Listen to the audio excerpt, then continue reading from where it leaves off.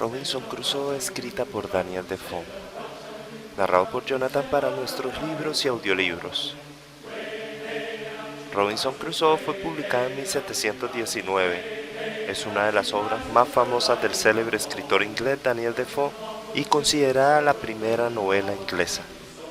Capítulo 9. La pisada en la arena. Habiendo controlado mis impulsos, podrán imaginarse que viví un año en un estado de paz y sosiego. Mis pensamientos se ajustaban perfectamente a mi situación.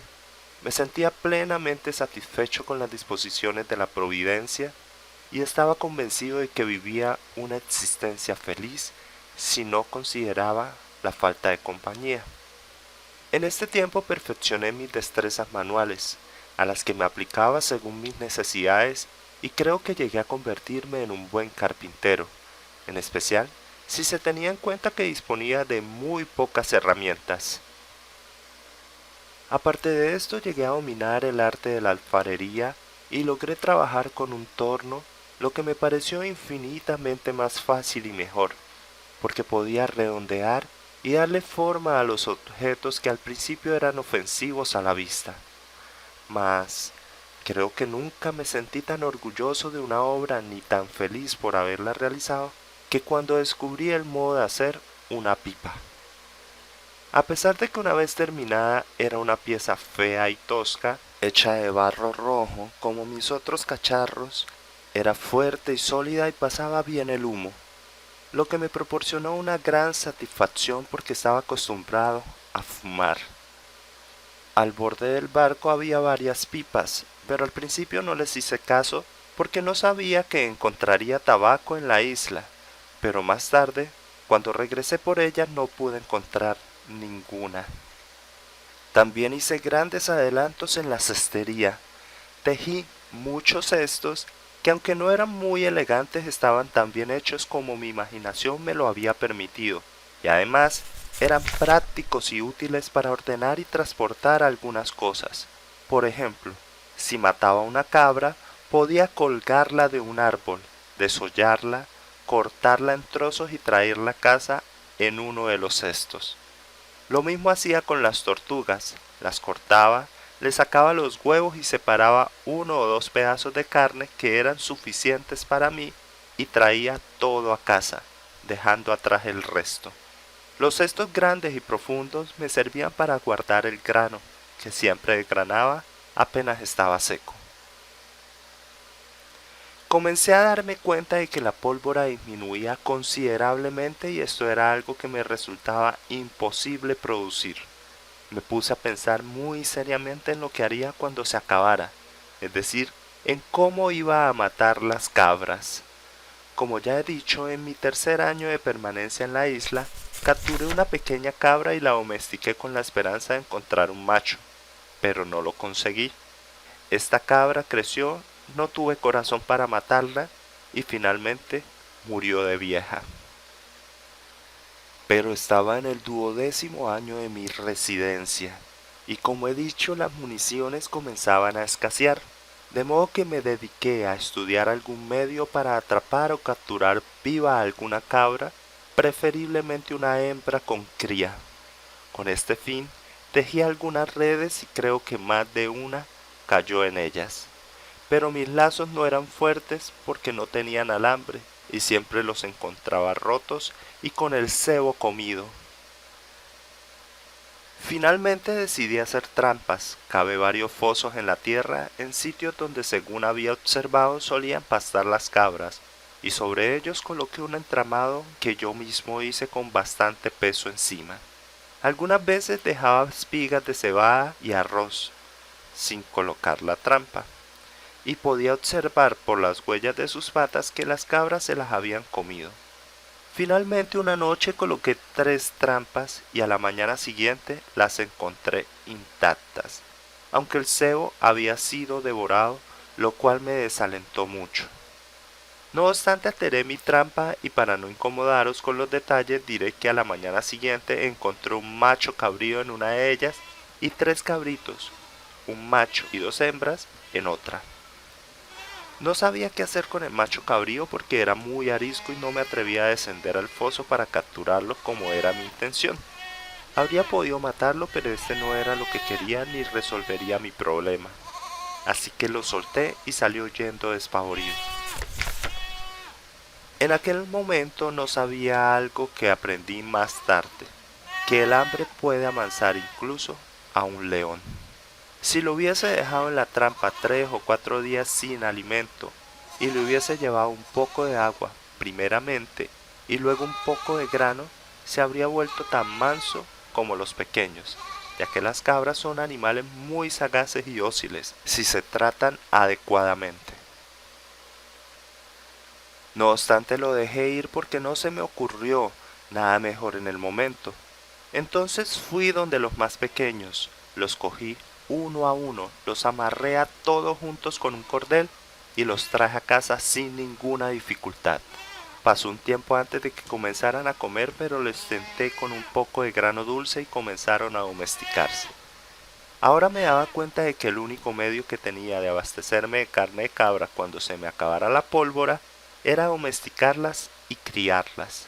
De este modo las tendría alrededor de mi casa como si fuesen un rebaño de ovejas.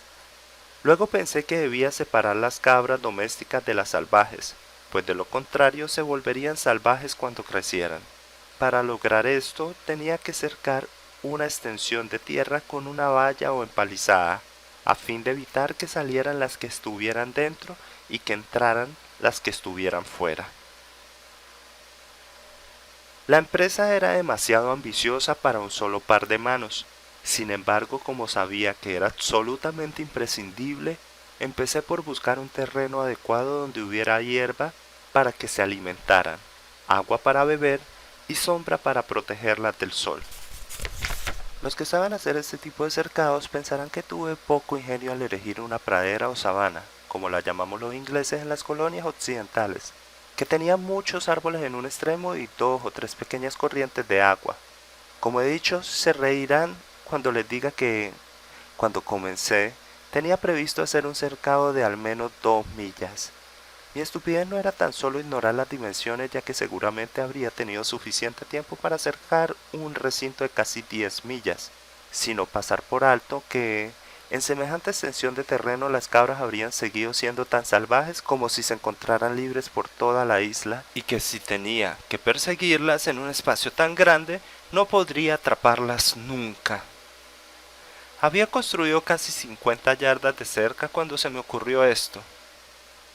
Interrumpí las labores de inmediato y para empezar decidí cercar un terreno de unas 150 yardas de largo por 100 de ancho. Allí podía mantener por un tiempo razonable a los animales que capturara y a medida que fuera aumentando el rebaño ampliaría mi cercado.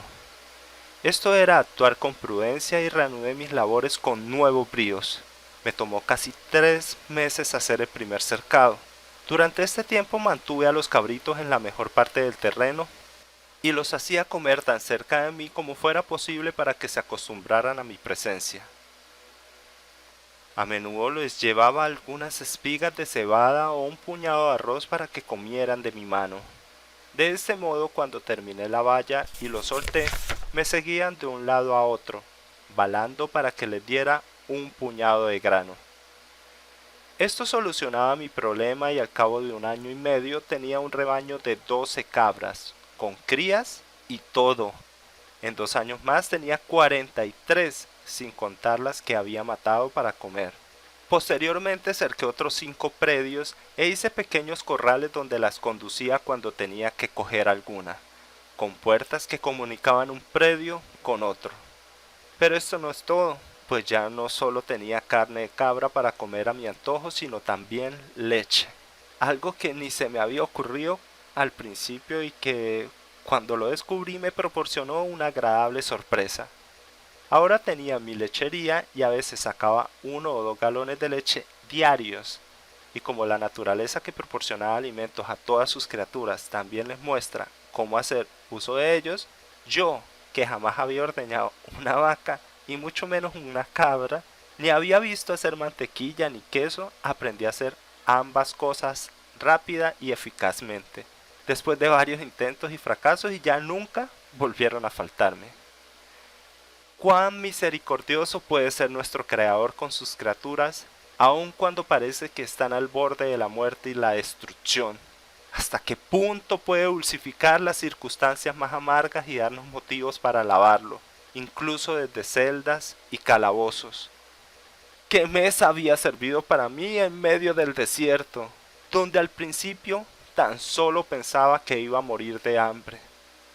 Incluso los más estoicos se habrían reído de verme sentado a la mesa, junto a mi pequeña familia, como el príncipe y señor de toda la isla. Tenía absoluto control sobre las vidas de mis súbditos, podía ahorcarlos, aprisionarlos, darles y quitarles la libertad sin que hubiera un solo rebelde entre ellos. Del mismo modo que un rey come absolutamente solo y asistido por sus sirvientes, Paul, como si fuese mi favorito, era el único que podía dirigirme la palabra. Mi perro, que ya estaba viejo y maltrecho y que no había encontrado ninguna de su especie para multiplicarse, se sentaba siempre a mi derecha. Los dos gatos se situaban a ambos lados de la mesa, esperando que de vez en cuando les diera algo de comer como muestra de favor especial. Estos no eran los dos gatos que había traído a tierra en el principio. Aquellos habían muerto y yo los había enterrado con mis propias manos cerca de mi casa. Uno de ellos se había multiplicado con un animal, cuya especie no conocía, y yo conservaba estos dos, a los que había domesticado, mientras los otros andaban sueltos por los bosques. Con el tiempo comenzaron a ocasionarme problemas, pues a menudo se metían en mi casa y la saqueaban. Finalmente me vi obligado a dispararles y después de matar a muchos, me dejaron en paz. De este modo, vivía en la abundancia y bien acompañado. Por lo menos no podía lamentarme de que me faltase nada, como no fuese la compañía de otros hombres, que poco después tendrían demasía. Estaba impaciente, como observado, por usar mi piragua, aunque no estaba dispuesto a correr más riesgos. A veces me sentaba a pensar en la forma de traerla por la costa y otras me resignaba a la idea de no tenerla a mano. Sentía una extraña inquietud por ir a esa parte de la isla donde, como he dicho, en mi última expedición, trepé una colina para ver el aspecto de la orilla y la dirección de las corrientes, a fin de decidir qué iba a hacer. La tentación aumentaba por días y por fin decidí hacer una travesía por tierra a lo largo de la costa, y así lo hice. En Inglaterra, cualquiera que se hubiese topado con alguien como yo, se habría asustado o reído carcajadas. Como a menudo me observaba a mí mismo, no podía dejar de sonreír ante la idea de pasear por Yorkshire con un equipaje y una indumentaria como las que llevaba. Por favor, tomad nota de mi aspecto. Llevaba un gran sombrero sin forma, hecho de piel de cabra con un colgajo en la parte de atrás, que servía para protegerme la nuca de los rayos del sol o de la lluvia, ya que no hay nada más nocivo en estos climas como la lluvia que se cuela entre la ropa. Llevaba una casaca corta de piel de cabra, con faldones que me llegaban a mitad de los muslos y un par de calzones abiertos en las rodillas. Estos estaban hechos con la piel de un viejo macho cabrío, cuyo pelo me colgaba a cada lado del pantalón hasta las pantorrillas. No tenía calcetines ni zapatos, pero me había fabricado un par de cosas que no sé cómo llamar, algo así como unas botas que me cubrían las piernas y se abrochaban a los lados como polainas, pero tan extravagantes como el resto de mi indumentaria. Llevaba un grueso cinturón de cuero de cabra desecado, cuyos extremos, a falta de hebilla, ataba con dos correas del mismo material. Al lado del cinturón y a modo de puñal llevaba una pequeña sierra y al otro lado un hacha. Llevaba cruzado por el hombro izquierdo otro cinturón más delgado, que se abrochaba del mismo modo, y del que colgaban dos sacos, también de cuero de cabra. En uno de ellos cargaba la pólvora y en el otro las municiones. A la espalda llevaba un cesto, al hombro una escopeta y sobre la cabeza una enorme y espantosa sombrilla de piel de cabra, que con todo era lo que más falta me hacía después de mi escopeta. El color de mi piel no era exactamente el de los mulatos, como podría esperarse en un hombre que no se cuidaba demasiado y que vivía a 9 o 10 grados de la línea del Ecuador. Una vez me dejé crecer la barba casi una cuarta, pero como tenía suficientes tijeras y navajas, la corté muy corta, excepto la que crecía sobre los labios, que me arreglé a modo de bigotes mahometanos como los que usan los turcos de Salé. Pues, contrario a los moros, que no los utilizaban, los turcos lo llevaban así. De estos mostachos o bigotes, diré que eran lo suficientemente largos para colgar de ellos un sombrero de dimensiones tan monstruosas que en Inglaterra se consideraría espantoso. Dicho sea de paso, como no había nadie que pudiese verme en estas condiciones, mi aspecto me importaba muy poco y por lo tanto no hablaré más de él. De esta guisa emprendí mi nuevo viaje, que duró 5 o 6 días. En primer lugar, anduve por la costa hasta el lugar donde había anclado el bote la primera vez para subir a las rocas. Como ahora no tenía que cuidar el bote, hice el trayecto por tierra y escogí un camino más corto para llegar a la misma colina, desde la que había observado la punta de arrecifes por la que tuve que doblar con la piragua. Me sorprendió ver que el mar estaba totalmente en calma, sin agitaciones, movimientos ni corrientes fuera de los habituales. Me costaba mucho trabajo comprender esto, así que decidí pasar un tiempo observando para ver si había sido ocasionado por los cambios de la marea. No tardé en darme cuenta de que el cambio lo producía el reflujo que partía del oeste y se unía con la corriente de algún río cuando desembocaba en el mar. Según la dirección del viento norte u oeste, la corriente fluía hacia la costa o se alejaba de ella. Me quedé en los alrededores hasta la noche y volví a subir a la colina. El reflujo se había vuelto a formar y pude ver claramente la corriente, como al principio, solo que esta vez llegaba más lejos, casi a media legua de la orilla. En mi caso estaba más cerca de la costa y por tanto me arrastró junto con mi canoa, cosa que no habría pasado en otro momento. Este descubrimiento me convenció de que no tenía más que observar el flujo y el reflujo de la marea para saber cuándo podía traer mi piragua de vuelta.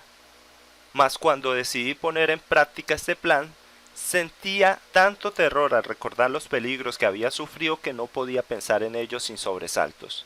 Por tanto, tomé otra resolución que me pareció más segura, aunque también más laboriosa, que consistía en construir o hacer otra piragua o canoa para así tener una a cada lado de la isla.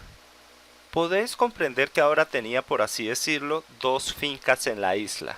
Una de ellas era mi pequeña fortificación o tienda, rodeada por la muralla al pie de la roca, con la cueva detrás y a estas alturas con dos nuevas cámaras que se comunicaban entre sí. En la más seca y espaciosa de las cámaras había una puerta que daba al exterior de la muralla o verja, o sea, hacia afuera del muro que se unía a la roca. Allí tenía dos grandes cacharros de barro, que ya he descrito con lujo de detalles, y 14 o 15 cestos de gran tamaño con capacidad para almacenar 5 o 6 fanegas de grano cada uno. En ellos guardaba mis provisiones, en especial el grano, que desgranaba con mis manos o que conservaba en las espigas, cortadas al ras del tallo. Los troncos y estacas con los que había construido la muralla se prendieron a la tierra y se convirtieron en enormes árboles que se extendieron tanto que nadie podía imaginarse que detrás de ellos había una vivienda. Cerca de mi morada, pero un poco más hacia el centro de la isla y sobre un terreno más elevado, estaba el sembradío de grano, que cultivaba y cosechaba a su debido tiempo. Si tenía necesidad de más grano, podía extenderlo hacia los terrenos contiguos que eran igualmente adecuados para el cultivo. Aparte de esta, tenía mi casa de campo, donde también poseía una finca aceptable. Allí tenía mi emparrado, como solía llamarlo, que conservaba siempre en buen estado, es decir, mantenía el seto que lo circundaba perfectamente podado, dejando siempre la escalera por dentro. Cuidaba los árboles que al principio no eran más que estacas que luego crecieron hasta formar un seto sólido y firme. Los cortaba de modo que siguieran creciendo y formaran un follaje fuerte y tupido, que diera una sombra agradable como en efecto ocurrió conforme a mis deseos.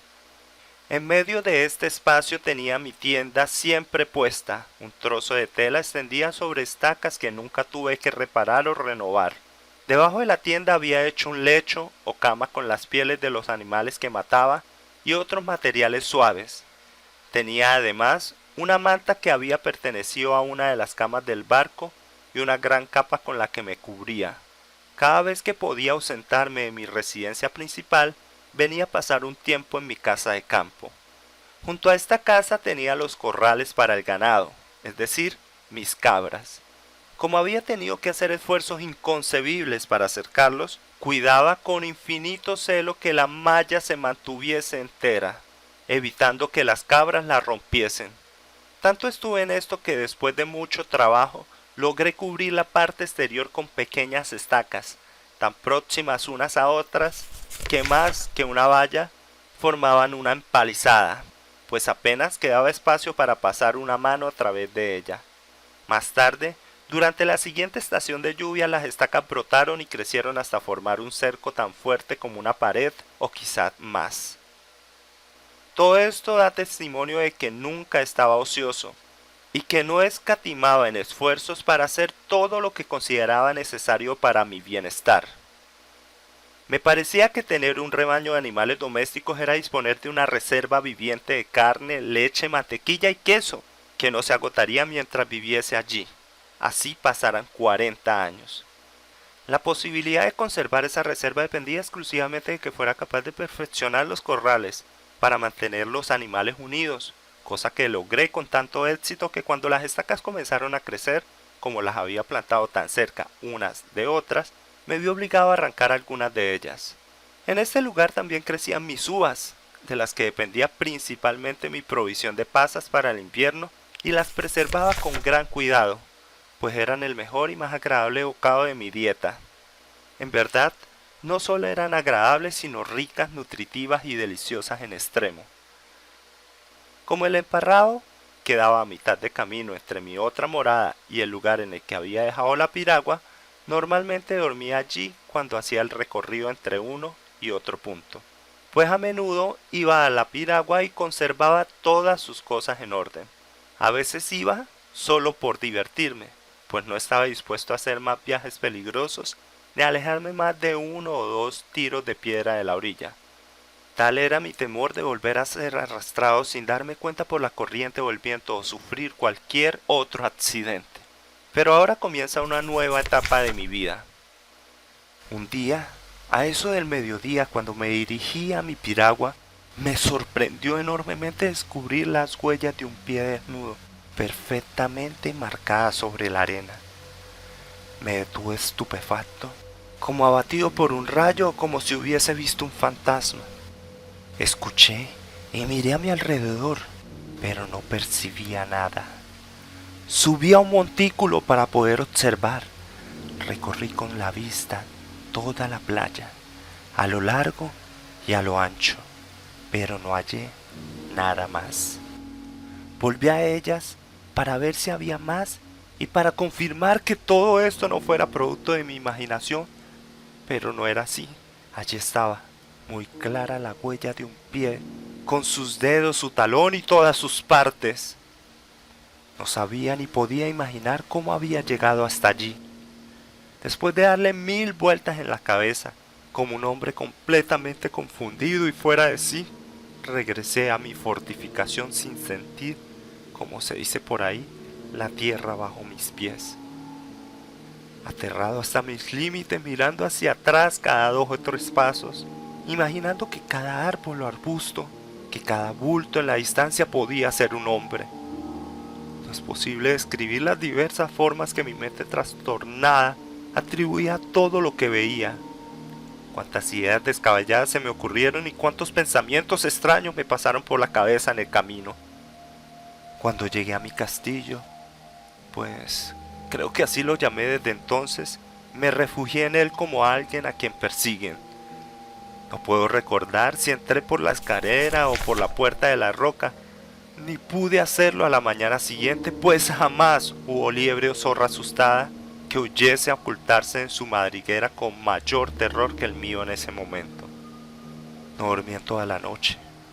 Mientras más lejos estaba de la causa de mi miedo, más crecían mis aprensiones, contrario a lo que suele ocurrir en estos casos y sobre todo a la conducta habitual de los animales atemorizados. Pero estaba tan aturdido por los terrores que imaginaba que no tenía más que pensamientos funestos, aunque en aquel momento me encontraba fuera de peligro. A veces pensaba que podía ser el demonio o razonaba por la siguiente manera: ¿quién si no puede llegar hasta aquí asumiendo una forma humana? ¿Dónde estaba el barco que los había traído? ¿Acaso había huellas de otros pies? ¿Cómo es posible que un hombre haya llegado hasta aquí? Mas luego me preguntaba igualmente confundida: ¿por qué Satanás asumiría una forma humana en un lugar como este sin otro fin que dejar una huella y sin tener la certeza de que yo la vería? Pensaba que el demonio debía tener muchos otros medios para aterrorizarme, más convincentes que una huella en la arena, pues viviendo al otro lado de la isla no podía ser tan ingenuo como para dejar la huella en un lugar en el que había una entre 10.000 posibilidades de que la descubriera. Más aún, cuando tan solo una ráfaga de viento habría sido suficiente para que el mar la hubiese borrado completamente. Nada de esto concordaba con las nociones que solemos tener de las sutilezas del demonio, ni tenía sentido en sí mismo. Estas y muchas otras razones me convencieron de abandonar mi temor a que se tratara del demonio, y pensé que acaso se tratara de algo más peligroso aún. Por ejemplo, salvajes de la tierra firme que rondaban por el mar en sus canoas y que, impulsados por la corriente o el viento, habían llegado a la isla, habían estado en la playa y luego se habían marchado, tampoco dispuestos a quedarse en la isla desierta como yo a tenerlo cerca. Mientras estas ideas daban vueltas en mi cabeza, me sentí muy agradecido por no haberme encontrado allí en ese momento y porque no hubiesen visto mi piragua, lo cual les habría advertido de la presencia de habitantes en la isla y acaso les habría incitado a buscarme. Entonces me asaltaron terribles pensamientos y temí que hubiesen descubierto mi piragua y que por eso supieran que la isla estaba habitada. Si esto era así, sin duda vendrían muchos de ellos a devorarme, y si no lograban encontrarme, descubrirían mi refugio. Destruirían todo mi grano, se llevarían todo mi rebaño de cabras domésticas y yo moriría de hambre y necesidad. El temor me borró toda mi esperanza religiosa, toda mi antigua confianza en Dios fundada en las maravillosas pruebas de su bondad. Se desvanecía ahora, como si Él, que me había alimentado milagrosamente, no pudiese salvar con su poder los bienes que su bondad me había conferido. Me reproché mi comodidad por no haber sembrado más grano que el necesario para un año, como si estuviese exento de cualquier accidente que destruyera la cosecha. Y consideré tan merecido este reproche que decidí en lo sucesivo proveerme de antemano con grano para 2 o 3 años, a fin de no correr el riesgo de morir por falta de pan si algo ocurría. Qué misteriosos son los caminos por los que obra la providencia en la vida de un hombre. Qué secretos y contradictorios impulsos mueven nuestros afectos conforme a las circunstancias en las que nos hallamos. Hoy amamos lo que mañana odiaremos. Hoy buscamos lo que mañana rehuiremos. Hoy deseamos lo que mañana nos asustará e incluso nos hará temblar de miedo. En este momento yo era un testimonio viviente de esa verdad, pues, siendo un hombre cuya mayor aflicción era haber sido erradicado de toda compañía humana, que estaba rodeado únicamente por el infinito océano, separado de la sociedad y condenado a una vida silenciosa, yo, que era un hombre a quien el cielo había considerado indigno de vivir entre sus semejantes o de figurar entre las criaturas del Señor, un hombre a quien el solo hecho de ver a uno de su especie le habría parecido como regresar a la vida después de la muerte, o la mayor bendición que el cielo pudiera prodigarle después del don supremo de la salvación eterna, digo que ahora temblaba ante el temor de ver a un hombre y estaba dispuesto a meterme bajo la tierra, ante la sombra o la silenciosa aparición de un hombre en esta isla. Estas vicisitudes de la vida humana que después me provocaron curiosas reflexiones. Una vez me hube repuesto de la sorpresa inicial, me llevaron a considerar que esto era lo que la infinitamente sabia y bondadosa providencia divina había deparado para mí. Como no podía prever los fines que perseguía su divina sabiduría, no debía disputar sus decretos, puesto que Él era mi creador y tenía el derecho irrevocable de hacer conmigo según su voluntad. Yo era una criatura que lo había ofendido y por lo tanto podía condenarme al castigo que le pareciera adecuado, y a mí me correspondía someterme a su cólera porque había pecado contra Él. Pensé que Dios, que era justo y omnipotente, había considerado correcto castigarme y afligirme. También podía salvarme, y si esto no le parecía justo, mi deber era acatar completamente su voluntad. Por lo tanto, también era mi deber tener fe en Él, rezarle y esperar con calma los dictados y órdenes de su providencia cada día. Estos pensamientos me ocuparon muchas horas, mejor dicho, muchos días. Incluso podría decir que semanas y meses. Y no puedo omitir uno de los efectos de estas reflexiones. Una mañana muy temprano estaba en la cama con el alma oprimida por la preocupación de los salvajes, lo que me abatía profundamente, y de pronto recordé estas palabras de las Escrituras: invócame en el día de tu aflicción, que yo te salvaré y tú me glorificarás. Entonces me levanté alegremente de la cama con el corazón lleno de confianza y la convicción de que le rezaría fervorosamente a Dios por mi salvación. Cuando terminé de rezar, cogí la Biblia y al abrirla tropecé con las siguientes palabras: aguarda al Señor y ten valor, y Él fortalecerá tu corazón. Aguarda, he dicho, al Señor. No es posible expresar hasta qué punto me reconfortaron estas palabras. Agradecido, dejé el libro y no volví a sentirme triste, al menos por esta vez. En medio de estas meditaciones, miedos y reflexiones, un día se me ocurrió que todo esto podía ser simplemente una fantasía creada por mi imaginación y que aquella huella bien podía ser mía, dejada en alguna de las ocasiones que fui a la piragua. Esta idea me reanimó y comencé a persuadirme de que todo era una ilusión, que no era otra cosa que la huella de mi propio pie. ¿Acaso no había podido tomar ese camino para ir o para regresar de la piragua? Por otra parte, reconocía que no podía recordar la ruta que había escogido y comprendí que si esta huella era mía, había hecho el papel de los tontos que se esfuerzan por contar historias de espectros y aparecidos y terminan asustándose más que los demás. Entonces me armé de valor y comencé a asomarme fuera de mi refugio. Hacía 3 días y 3 noches que no salía de mi castillo y comencé a sentir la necesidad de alimentarme, pues dentro solo tenía agua y algunas galletas de cebada. Además, debía ordeñar mis cabras, lo cual era mi entrenamiento nocturno, ya que las pobres estarían sufriendo fuertes dolores y molestias, como en efecto ocurrió, pues a algunas se les secó la leche. Fortalecido por la convicción de que la huella era la de mis propios pies, pues he de decirlo que tenía miedo hasta de mi sombra, me arriesgué a ir a mi casa de campo para ordeñar mi rebaño.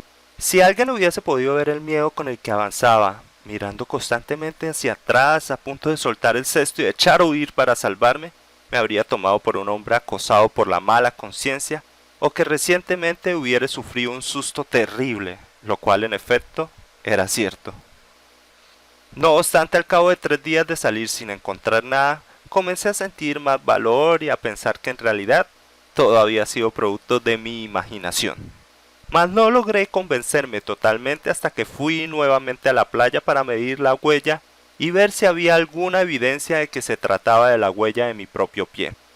Cuando llegué al sitio comprobé en primer lugar que cuando me alejé de la piragua no pude haber pasado por allí ni por los alrededores. En segundo lugar, al medir la huella me di cuenta de que era mucho mayor que la de mi pie. Estos 2 hallazgos me llenaron la cabeza de nuevas fantasías y me inquietaron sobremanera. Un escalofrío me recorrió todo el cuerpo como si tuviera fiebre, y regresé a casa con la idea de que, no uno, sino varios hombres habían desembarcado en aquellas costas. En pocas palabras, la isla estaba habitada y podía ser tomado por sorpresa, mas no sabía qué medidas tomar para mi seguridad. Oh, Qué absurdas resoluciones adoptan los hombres cuando son poseídos por el miedo, que les impide utilizar la razón para su alivio. Lo primero que pensé fue destruir todos los corrales y devolver mis rebaños a los bosques, para que el enemigo no los encontrase y dejara de venir a la isla con este propósito. A continuación excavaría 2 campos de cereal, con el fin de que no encontraran el grano y se les quitaran las ganas de volver. Luego demolería el emparrado y la tienda para que no hallaran vestigios de mi morada y se sintieran inclinados a buscar más allá para encontrar a sus habitantes. Este fue el tema de mis reflexiones durante la noche que pasé en casa después de mi regreso, cuando las aprensiones que se habían apoderado de mi mente y los humos de mi cerebro estaban aún frescos. El miedo al peligro es 10.000 veces peor que el peligro mismo y el peso de la ansiedad es mayor que el del mal que la provoca. Mas lo peor de todo aquello era que estaba tan inquieto que no era capaz de encontrar alivio en la resignación, como antes lo hacía y como me creía capaz de hacer. Me parecía a Saúl que no solo se quejaba de la persecución de los filisteos, sino de que Dios le hubiese abandonado. No tomaba las medidas necesarias para recomponer mi espíritu, gritando a Dios mi desventura y confiando en su providencia como lo había hecho antes para mi alivio y salvación. De haberlo hecho, al menos me habría sentido más reconfortado ante esta nueva eventualidad y quizás la habría asumido con mayor resolución. Esta confusión de pensamientos me mantuvo despierto toda la noche, pero por la mañana me quedé dormido. La fatiga de mi alma y el agotamiento de mi espíritu me procuraron un sueño profundo y el despertar más tranquilo que había tenido en mucho tiempo. Ahora comenzaba a pensar con seriedad y después de mucho debatirme concluí que esta isla tan agradable, fértil y próxima a la tierra firme no estaba abandonada del todo, como hasta entonces había creído. Si bien no tenía habitantes fijos, a veces podían llegar hasta ella algunos botes, ya fuera intencionadamente o por casualidad impulsados por los vientos contrarios. Habiendo vivido 15 años en este lugar y no habiendo encontrado aún el menor rastro o vestigio humano, lo más probable era que, si alguna vez llegaban hasta aquí, se marchasen tan pronto les fuese posible, pues por lo visto no les había parecido conveniente establecerse allí hasta ahora. El mayor peligro que podía imaginar era el de un posible desembarco accidental de gentes de tierra firme, que según parecía estaban en la isla en contra de su voluntad, de modo que se alejarían rápidamente de ella tan pronto pudiesen y tan solo pasarían una noche en la playa para emprender el viaje de regreso con la ayuda de la marea y la luz del día. En este caso lo único que debía hacer era conseguir un refugio seguro, por si veía a alguien desembarcar en ese lugar. Ahora comenzaba a arrepentirme de haber ampliado mi cueva y hacer una puerta hacia el exterior, que se abriera más allá de donde la muralla de mi fortificación se unía a la roca. Después de una reflexión madura y concienzuda, decidí construir una segunda fortificación en forma de semicírculo, a cierta distancia de la muralla en el mismo lugar donde hacía 12 años había plantado una doble hilera de árboles, de la cual ya he hecho mención. Había plantado estos árboles tan próximos unos a otros que si agregaba unas cuantas estacas entre ellos, formaría una muralla mucho más gruesa y resistente que la que tenía. De este modo, ahora tenía una doble muralla, pues había reforzado la interior con pedazos de madera, cables viejos y todo lo que me pareció conveniente para ello, y le había dejado 7 perforaciones lo suficientemente grandes como para que pudiese pasar un brazo a través de ellas. En la parte inferior mi muro llegó a tener un espesor de 10 pies, gracias a la tierra que continuamente extraía de la cueva y que amontonaba y apisonaba al pie del mismo. A través de las 7 perforaciones coloqué los mosquetes, de los cuales había rescatado 7 del naufragio. Los dispuse como si fuesen cañones y los ajusté a un armazón que los sostenía, de manera que en 2 minutos podía disparar toda mi artillería.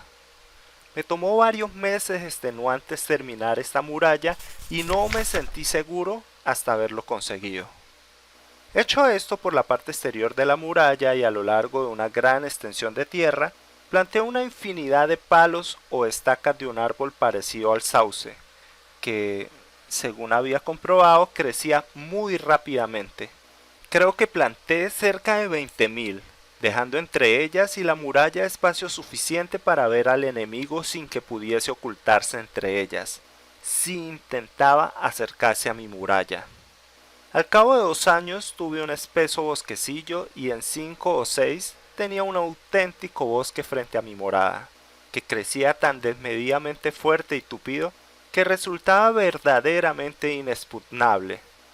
No había hombre ni criatura viviente que pudiese imaginar que detrás de aquello había algo, mucho menos una morada. Como no había dejado camino para entrar, utilizaba 2 escaleras. Con la primera pasaba a un lugar donde la roca era más baja y podía colocar la segunda escalera. Cuando retiraba ambas era imposible que un hombre viniera detrás de mí sin hacerse daño, y en caso de que pudiese entrar se hallaría aún fuera de mi muralla exterior. De este modo, tomé todas las medidas que la humana prudencia pudiera recomendar para mi propia conservación. Más adelante se verá que no fueron del todo inútiles, aunque en aquel momento no obedecieran más que a mi propio temor. Fin del capítulo 9 de Robinson Crusoe, escrita por Daniel Defoe, narrado por Jonathan para nuestros libros y audiolibros. Si les gustó este audiolibro, pulsen me gusta, compártalo en todas sus redes sociales y dejen sus comentarios. Toda la información de las redes sociales, correo electrónico y página oficial la encuentran en la descripción. Puedes encontrar otros audiolibros en el canal de YouTube de nuestros libros y audiolibros. Recuerda suscribirte. Me gustaría saber qué otros libros quieres escuchar. Cuídense mucho.